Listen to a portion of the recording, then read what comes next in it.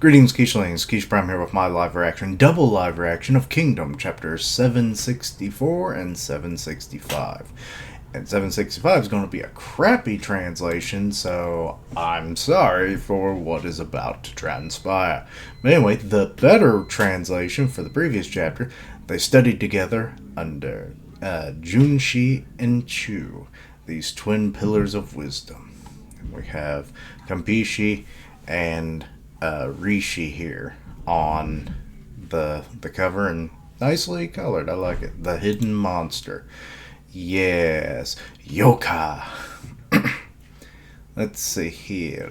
Let's close some of these tabs. That things don't seem like. Oh, come on, close the tab. Close it. Let's see. Chew. All right. Chew. Anyway. Oh man, Rishi got the highest ranks again. Oh, this is flashback. Just how much are you studying? Just while you lot are staring off into space. Hey, I'm older than you. Watch your mouth. I don't stare into space. Rishi's only studying so desperately because he's poor and he's nothing else to rely on, right? Cuckoo. You don't get to have that laugh, motherfucker. That's Oki's laugh. Yeah. Us rich kids are just killing time with Jun Sensei because our parents told us to. Exactly so. One day I will become a legalist who surpasses Jun Sensei and acquires both wealth and status. And on that day I will look down on you dumbasses from far above. The hell did you just say? Did you call us dumbasses? Yes, he literally did. I'll knock the shit out of you, asshole. Well, I mean, that would make the perfect sense. Shit come from the asshole. Solid logic. They are smart children. Rishi-kun, stop it.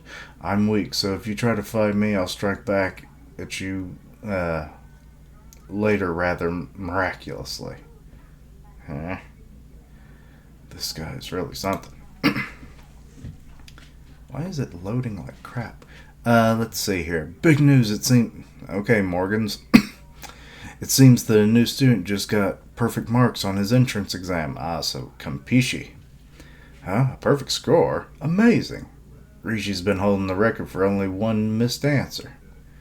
And it seems that this guy's a member of Han's royal family. What? The royal family? We have an elite of that level coming here? God, I need to get cleaned up and fix my hair. A royal and a genius. What's he like? It seems he's arriving now. Let's take a look. Yes, let's go. I came from Han. Oh my god, he has the biggest fucking ears. I am Kampishi. Pleased to meet you. This guy's getting a perfect score. It has to be a lie, right? Kampishi. Okay, back in the present. Yuka knew about Roboku's trap in the previous war and watched on as Kanki went to be slaughtered. He's a double agent from Zhao, so picking up where he left off. What are you saying? Kampishi, what are you saying? What are you saying? Multiple times. Why do you know who Yoka is? Why are you saying he's a double agent? Why the hell do you know about any of this, Kampishi? The power of Han's intelligence network is beyond what you all imagine, Rishi. Kampish?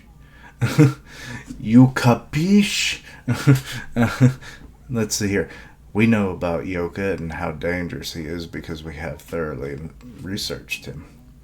When the king's little brother, Seikyu, led his rebellion at Tonryu, my god, that's been a while ago, Yoka, who was working as a spy for Shobunku, sent a message to him about the secret connection between Ryofu and Kakukai, but you, who was Ryofu's subordinate, excuse me,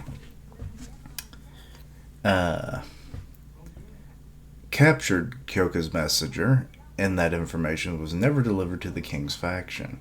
At that time, you learned of Yoka's existence and paid him to switch to your side. You even know about that? and you must have thought that Yoko was in your pocket this whole time, but as far as you know, Yoko has a master in all four of Zao. Wei, Ku, yeah, Chu, and Qi. What? He pledges himself as a double agent that will work to betray Ken and is compensated handsomely for his work. He's actually more like a triple or a quadruple agent. It's actually hard to say which kingdom Yoka is working for. But according to the information we actually or currently have, he's been working for Roboku for about a year. That's impossible. Furthermore, Yoka's subordinates are active intelligence networks across all seven kingdoms with Yoka as their linchpin. We and Han became aware of this and are aware of Yoka as the most dangerous person in all of these lands. This does make him sound very, very hype. You've taken a monster like that under your wing, Rishi. Are you sure?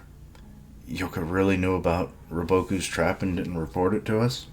There is no doubt. About 1 year ago, Yoka secretly slipped away from Kakukai and switched to Roboku's side. Wait a moment, just what is this? You should know. Shit. Don't fuck with me. Yoka, I'll arrest him and make him tell us everything. You should hurry. Yoka is most likely aware that I revealed his true nature to Yurishi. He's definitely prepared to vanish at any time. Shut up, I know that. Handling Yoka is Kin's problem. Don't you butt in. That's true. No, that's not quite right. About that, Kambishi, this conversation. I never want to have this kind of conversation with you. You held the top seat of Junshi's academy from the time you entered graduation to be talking to you about spying. Why are you involved in an intelligence network? Did something happen after you entered Han, or returned to Han? Nothing happened. It's because nothing happened that I became like this. Nothing changed, essentially, huh? I tried to make use of my strength after returning to Han, but Confucianism thinking was too solid. And even if I wanted to fight against them, I'm pretty inarticulate, right? Fufu. And so I just furthered my research into legalism, but I had done enough book studies. I felt I needed to know real information about the world, so I became involved in the intelligence network. During that time, I felt a mysterious sense of patriotism began to awaken in me, so I started to use my intelligence work for the sake of Han. And because of that, you may be forced to stand trial here in Kin. At this point, you can't just safely return back to Han. Yes, you're right. Kambishi, I truly hated you. Because you were there, I was reluctant, or relegated to second best, the whole time. No matter how much effort I put into my studies, I could never bring you down, no matter how hard I tried. This is so vexing for me, for you to have such an unparalleled intellect, but were never placed in a key position to exercise it in Han. And now you're going to be put in trial in Kin in this sad state, even though there are idiots in this world throwing their weight around as officials just because they're good with words. If only you didn't have that damn stutter, you could have gone to any kingdom and left your name in history as a magnificent prime minister. Rishi, thank you, but because it turned out like this, I spent my days focused on writing my treatise. Even if I won't be remembered as a prime minister, my works might carry my name forward for me. But it's enough. Rather, all of me will live on. I've poured my whole being into my writings. This man is like fucking just zen. Rishi, shall I teach you one last thing? When you were with Junshi Sensei, why do you think you were never able to beat me even once? 'Cause I was also studying so hard I felt like I could die. I couldn't allow myself to lose to you. I felt like I was in a life or death struggle. What? That's a nice revelation. When I joined the academy, I was surprised there was such an outstanding student like you, and so I studied desperately to stay ahead of you, to the point I was regularly pissing blood. What? Ultimately, it's thanks to you that I was able to grow into the scholar I am today. Ridiculous. But it's the same for me. I only improved my wits by trying my hardest to beat you. Foo-foo. Well, then I guess we should both be thankful, huh? Rishi. And here's where he confesses his love. If Kin is able to unite these lands, the fate of the world will rest on your shoulders. He knows he's going to die. Do it properly and carve your name into history, Rishi, my dear friend. Still got them big-ass ears, though. When that time comes, show these fools the strength of a legalist. Kampishi. Well, you should go. Tell the King of Kin about me and Yoka. Okay. So, there's Kampishi at his manor. And now you're heading off to Issei. We can't just ignore someone openly operating an intelligence network, even if they are from another kingdom's royal family. However, you would think that would make it worse. However, if it goes to trial, it will be judged harshly by all rights. He should be executed by beheading. Except it's Kampishi, more so than the problem with Han's royal family. He would, losing his great genius, we would get a light sentence. Or maybe even create an excuse and let it go unquestioned. We could force him to sever ties with Han and work together with me for the sake of Ken. That would be the best result for our kingdom. No, these are just my personal feelings of wanting to save Kampishi. This is far from justice. At any rate, I need to start by reporting the situation to the king. I'll start thinking about Kampishi after that. Okay, he has his audience with Sei. I kept you waiting, Rishi. What is this about, sir? My king. Oh. As it happened, we know Kampishi's gonna die. Apologies for the interruption. I'm really sorry, but there's an urgent report. What is it? What's going on? Sir, that is... Kampishi-sama is dead! And what? What you gonna do when your Kampishi is dead? Okay, that one was just kind of a ramble. So, yeah. Let's continue on into the crap translations. Kampishi-sama has died. What?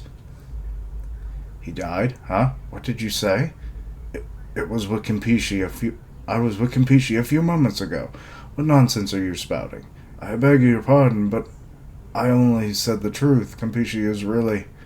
The title is Battles of Invisibility, so I guess information leads to death. According to the urgent report, he was found dead in the prison of your palace after the meeting he had with you, Rishi-sama. What is the meaning of this, Rishi? Did you imprison Kampishi without my permission? Never. All I did was chat with Kampishi before I came here. Chat. I ordered my subordinates to detain him in an isolated room on the grounds that we suspected him of involvement with Han intelligence. What would you mix? Kampishi is in jail. What? Is Kampishi's death confirmed? Undoubtedly, unfortunately. He committed suicide by drinking poison while in prison. What? Your Majesty, I apologize for wasting your precious time, but I ask you to postpone this conversation for a later time, and now back to my palace. Of course, I let you leave at once. I will order the Imperial Investigation Squad to dispatch to your palace immediately. Of course, my lord.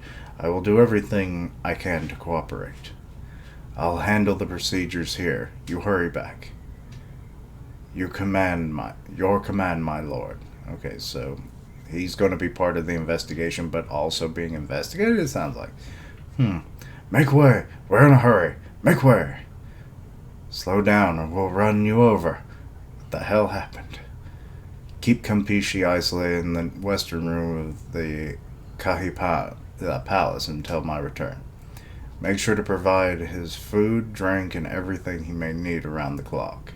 Provide a carriage to head to the royal palace, as you wish, sir. Let's see, I can't quite make that one out. Let's see here. I had to zoom in and it sent me back into the chapter. Let's see here. Commission a messenger to... I can't read this. Why is it so blurry? To your majesty immediately. Let him deliver an urgent report in my name. I'm going to get a cart, so please wait here, sir. No, it's much too far. Now have a messenger hurry to the royal palace. Yuka, he's right around the corner, you tricky dick. Yuka, you fiend. Okay, so back at the palace. Or his personal palace. Okay, there's Campeche surrounded by his attendants. I was pleased with your knowledge. Oh, so back with the flashback. Oh, Rishi-kun. Amazing! Campeche gets the highest score again. It's amazing, Campeche-sama. You are going to kin, then? Rishi? If you do a good job, your name will be immortalized in the pages of history, my friend Rishi. So damn. Campeche! Rishi-sama? Rishi-sama, you okay, bro? Why is that translated that way? Yeah, he kind of started falling. Now that's just funny. Anyway, so he just keeps looking and he is just distraught. Yuka! So now he's going to go on a warpath to find that man. Okay. So now we have... You killed him, right, Yuka? I won't let you get away with this. Prepare yourself for maximum penalties, something like execution by cutting the waist. Will give you the painful torment you deserve before death, Yuka. I'm afraid. Your servant Yuka is not afraid of any form of torture or execution. What? Rishi-sama, to this day, I have witnessed many of my spies' brethren being taken prisoner in hostile kingdoms to the most severe tortures, even to death. Why am I so afraid right now? You had your henchman drag Campeche to jail and poison him. Dragged to jail? That's not house arrest. Why did you kill him? All I did was give him poison and advise him to commit suicide. I didn't kill him. What? I did what I did because I was afraid of being lied to. All of our espionage activities are on edge. So, know that it is too late. Campeche has already told me your true identity. It's not too late. You're the only one who heard what he said, right? What do you mean by that? It means no one will believe you. Frankly speaking, what you heard from Campeche should remain in your chest only. In your chest, yes. In my chest. That's where my ear is, apparently. Only you, Rishi-sama. As for Campeche's death, he begs you to attribute it to his suicide for fear of the consequences of his involvement with the state intelligence service being exposed. What got away? Are you serious? What do you say, bastard? Of course I am serious. Do not be silly. By what right do you have the right to utter nonsense like this? I won't say what I say for my own good. Rather, it's in the interest of the Kin Kingdom. What did you say? Lose me now and delay Kin's unification of the Central Plains by 10 years if it's ever completed. Damn. What? What are you delirious about now? Do you think that only you being executed will affect the Kin unification of the Central Plains? Don't you too derive your importance as a spy? Or deceived by your own importance as a spy know your worth? I'm not arrogant. It is not for years that my associates and I have risked our lives, but my brothers infiltrated the courts of various kingdoms in order to serve Kin. It is none other this servant of yours, Yuka, who is moving the threads of that intelligence network. We are keen to provide you with the valuable information that we are investigating from our sites, Rishi-sama. You are most familiar with the most important this posed to the Kin Kingdom. The issue does not depend on what we provide you with information only. We are also working within to prevent other countries from allying with us, from forming a new coalition. Allying with us shouldn't be against. In addition to that, we're working to sow division and dissension in the court of each of them so that they do not become a mutual entity. Wasting all these efforts is a big loss for Kin. As Deputy Prime Minister of the Kingdom of Kin, Rishi-sama, it goes without saying that you put the interests of the country first, foremost, in all the decisions you have made. You are now just a dog for chow. The interest of the state? How dare you even talk about it? You know about Raboku's trap, and yet you let Konki throw himself to death? We are not military spies. How do we know what will lead to the survival or death of generals on the battlefield? Bro, what? Who translated this? I mean, most of it's alright, but the bro? What? Whilst I knew that Raboku was plotting something in the northern Zhao territories, but I intentionally ignored it. I had finally managed to gain the trust of the Raboku faction and infiltrated them as a third agent. Triple agent. I'm a third agent. If you take into consideration my affiliation with the Kakukai faction as well, then I became a quadruple agent. I was lonely. I needed a lady spy. Let's see here. Under such circumstances, I inquired into the details of Raboku's schemes, surely doubting me. Did you expect me to take such a reckless risk? A risky risk? Let's see, Raboku's defeat was an important hindrance to Kin's military strength. Rishi-sama, the war waged by the intelligence network against states is hidden battles that the lights do not see. There is no recognition of achievements, no matter how great it is, and there is no knowledge of fate, no matter how tragic it is. Where the meetings simply disappear in the darkness of the unknown, and we all dedicate our lives to those battles of invisibility for the sake of Kin. To unite the countries of the southern plains under the banner of the Kingdom of Kin. Make fun of me being a lowly spy, I don't give a damn. But who we have slipped into various hostile kingdoms, fill his strong determination to put an end to this ridiculous era of wars as soon as possible. This is our pure wish for which we dedicate our lives in battle without spoils. Unfortunately, we sometimes have to get rid of any threat that lurks in us. And the threat was Kampishi this time. If you're going to demand my punishment for killing Kampishi, I'll gladly accept it, but not now. The conquest of the distant kingdoms to unify the Central Plains requires a military outward force and a sensory inner force. So I beg of you to forget that you saw and heard about me this time. Damn, he's leveraging knowledge. Damn. Let me go to Raboku.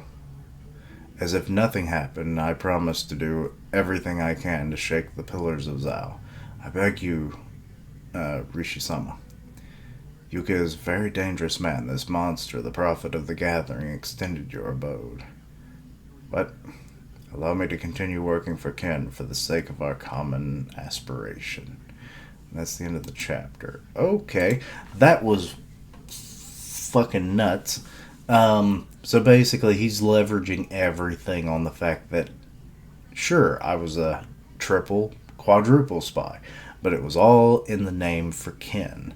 So I'm really having a hard time. When it comes to spies, you really never truly know where their allegiance lies especially if they're more the mercenary style spy, because then it's whoever's the highest bidder. So,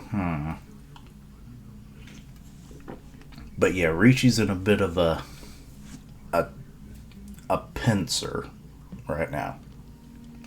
Where this whole conversation of the second chapter really just wedges itself into all the machinations of getting rid of this man are now completely gone. Because it's like, if you kill him, you lose the intel that otherwise would have potentially saved hundreds upon thousands of lives. On the battlefield, in the, back on the homeland, everything. So yeah, spies do fight the shadow wars, and information is what wins the day. It is how you go about using that information is truly the greatest weapon. Wielded by humans and I guess other species if they exist. But yeah. It's a shame that Campeche had to die, but yeah, his books on legalism will, stand the test of time, as we're aware of them even to this day. So yeah, makes sense. That he thought, no, my papers will be enough. So yeah, there's that. I do like the little flashbacks and how they strove. It was like knives sharpening each other on each other kind of thing. Like one strikes at the other just to try and best it, only to make themselves greater. So I did like that notion.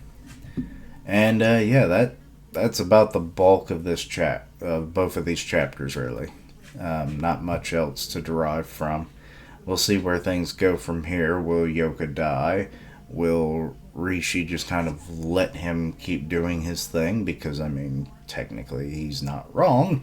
But yes, let me know your own thoughts and opinions. Anything I missed, misunderstood, please let me know down below. Check out my other content, see what you like, suggest things for the future. Links down below for all my social media so you can keep up with my content and have ways to contact me, including Four Nights of the Apocalypse, which should be up after this. And I stream on Twitch where I do gaming. I'll tweet out when I go live. Part of the One Punch Man podcast on Grim Reaper's channel, so go check that out. And as always, later days. Until next time, Quichling. Battles in the shadows. Who wins?